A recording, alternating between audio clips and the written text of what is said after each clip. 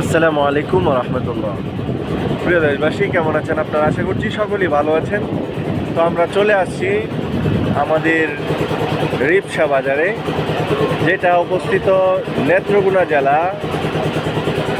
মনে হচ্ছে নেত্রকোনা জেলা, কি তা না হতে পারে তাও জানি না।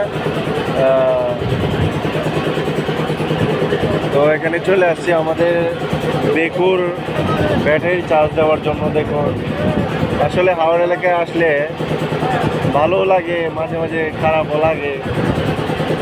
দেখুন,